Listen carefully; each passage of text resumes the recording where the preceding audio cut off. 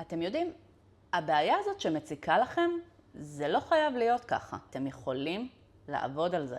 בשיטה של האימון רגשי, שכולם באמת שואלים אותי לאחרונה מה זה אימון רגשי, מה זה אימון רגשי, השיטה הזאת נחלקת לשלוש, יש לנו את החלק שמבינים מה הבעיה, לפעמים גם צריך לרדת קצת לעומק ולהבין מה הבעיה האמיתית. ריצוי, חוסר השמת גבולות, פרפקציוניזם, חרדות. אחרי זה אנחנו עוברים לשלב שבו מבינים על מה זה יושב, כי תנו לי להגיד לכם, בני אדם לא עושים שום דבר בלי שיש איזושהי כוונה מאחורי זה. והשלב השלישי הוא שלב האימון. כמו חדר כושר, או אני יותר אוהבת להגיד כמו פורמולה 1, אתם תיכנסו לתחנה ונחבר לכם אומץ, ביטחון עצמי, אנחנו נחבר אתכם יותר טוב לכוחות הפנימיים שלכם וליכולות שאתם צריכים לחזק. התהליך הזה הוא תהליך קצר, ממוקד ופרקטי, וזה מה שאני אוהבת בו. המטרה היא באמת לתת לכם כלים לחיים. זה שינוי של מיינדסט ולבוא בגישה שמקדמת אתכם. אז אם זה נשמע לכם מעניין ויש לכם בעיה בקריירה, במשפחה, בזוגיות, משהו פנימי שיש אצלכם שהייתם רוצים לשפר, אני ממש אשמח שתשלחו לי הודעה, נעשה שיחת התאמה ונצא לדרך. ושוב אני אזכיר לכם, יש מה לעשות. תבחרו לעזור לעצמכם.